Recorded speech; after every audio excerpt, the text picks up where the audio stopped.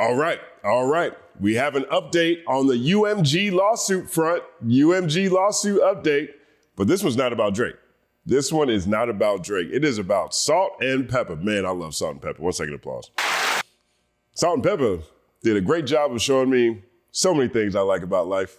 Oh, man. The Shoot video, What a Man video. 1 second applause. You really learn about yourself watching Salt-N-Pepa. Bad, but also innovators. Also, in a lot of ways, they might be the first platinum selling women rap group. If I'm not mistaken, that's Salt-N-Pepa. Let me know in the comment section if I'm wrong about that. But we're talking about icons in every sense of the word. Every sense of the word. And so they've been going through a legal battle with UMG. And so here's what TMZ Hip Hop reports it. Shout out to Trent Clark. Much of Salt-N-Pepa's music was pulled from streaming services last week. And it turns out the legendary hip hop trio has a serious bone to pick with Universal Music Group.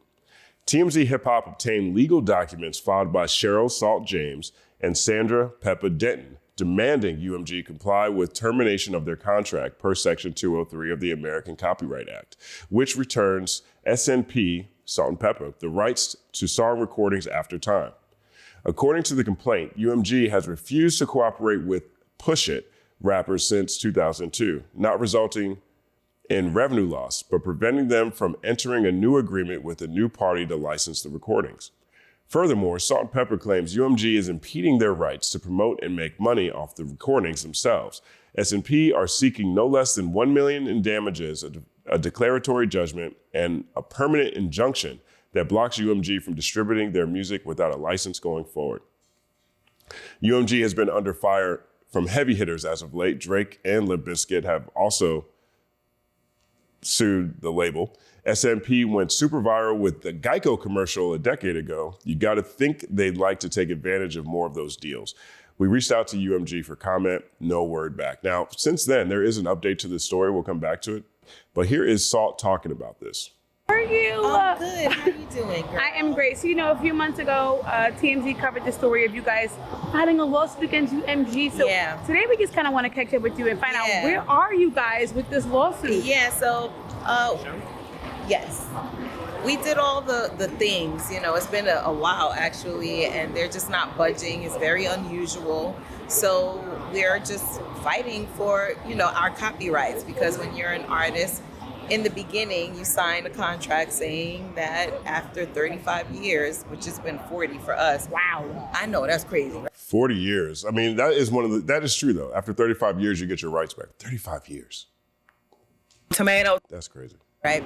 That your masters revert back to you, and they're just not giving them to us. And so we're not only fighting for us, we're fighting for other women, other artists, that are having this problem with the record companies. So y'all keep us in your prayers, and that justice will be served, because this is... I did a story on this channel, and there was a lawsuit, I think maybe 2 years ago, 3 years ago, with Drez from Black Sheep, and he tried to start a class action lawsuit against UMG. And the premise of the class action was that, as these companies consolidated over the years and technology evolved, the original contracts that a lot of these groups signed didn't include things that would come up later. And so his example was streaming. So Drez signed his contract in the 90s, and there was no language that was around evolving media, 80s or 90s, whenever Drez signed his deal. And he argued that there was no language around rights, ownership, or percentages when it came to evolving media, because there was no view of what pay compensation would look like for streaming in the 90s. I mean, the labels were still hiding MP3s and digital files from everybody. You know what I'm saying? So that was his argument. And I think a lot of rappers fall into that. Salt-N-Pepa would clearly fall into that. Now, as I understand it, that was not a successful class action suit. And if they had won, that would have put a major hole into the business of selling music. And in the business of selling music, or the business of selling anything, there's a lot of self-preservation. Self-preservation is the name of the game. And so hearing her Salt talk about, it's been 40 years and they only signed for 35 years and they can't get the rights to their music back. Very common thing. crazy. So what happened with the Spotify stuff? Because I mean, even though that's one of the same, that's really the bigger thing for us is like, man, y'all pulled our music off of Spotify, off of Apple Music, Kinda petty. Fans are like outraged. But there's been an overwhelmingly Pulled their music off too. Yeah, man. tomato That's crazy. amazing amount of support for Salt-N-Pepa Right. because we're America's sweethearts. Maybe we should put it on Bandcamp. I had someone, I was listening to a Bandcamp project the other week that hadn't come out yet, and it's got all kinds of samples on it, tons of samples on it. And I asked the artist, I was like, yo, like, how do you get around like these samples or these clips that you have in here with Bandcamp? Does Bandcamp not care? He's like, Bandcamp don't give a fuck. You know what I'm saying? So maybe Salt-N-Pepa could just put their music over there. I'm sure UMG would track it down and put a cease and desist on it. But I didn't realize that about Bandcamp. You know, right? Even before the Megs, Maybe I just snitched.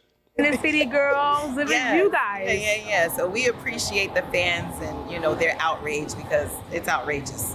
Great. Last. I know Drake has a lawsuit against UMG too. You know, he felt like they really promoted They Not Like Us, and somehow, you know, some way it made him look bad because. Oh yeah. So now they're asking about Drake's lawsuit and what she thinks. So she's going up against UMG and Drake's going up against UMG. Let's see what Salt thinks about Drake's lawsuit. Yeah. I mean, how do you feel about that? You guys are both kind of suing the same label. Yeah. But what are your thoughts on this? Well, I'm old school, and hip hop is like battling, going back and forth, and it's kind of like calling the police. You know, It's kind of like, look how nonchalant she says that.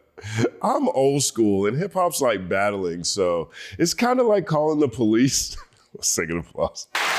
is like battling, going back and forth, and it's kind of like calling the police. You know, I'm sorry. I love Drake though, but yeah, It's kind of like calling the police. I can't get with that one. It's kind of like snitching a little bit. A little bit.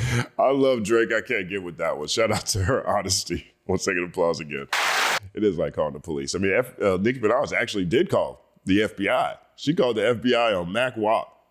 Called a congressman in the FBI on Mac Wop because of what Mac said about her on her podcast. Drake's calling the police after a rap battle. And Wayne don't care about nothing but himself. My life matters, especially to my bees. And of course, it's all Rock Nation's fault. Oh, Rock Nation, whenever there's something going down, when you get down to the bottom, it's Rock Nation's fault. Oh, that's funny. All right, this is Salt-N-Pepa. Big shout out to Salt-N-Pepa. Big impact on my life. Big impact in the music game. Incredible group, legendary artists, classic songs, classic albums. And so they're fighting to get their copyrights back. Let me know what you think about this. If you're a Salt-N-Pepa fan, what tracks did you like? What albums did you like? What do you think about her saying that Drake's lawsuit's kind of like calling the police? My name is Justin Hunt. Like, subscribe to the channel, follow at The Company Man on everything, including The Company Man podcast, where we listen to podcasts. It's all happening.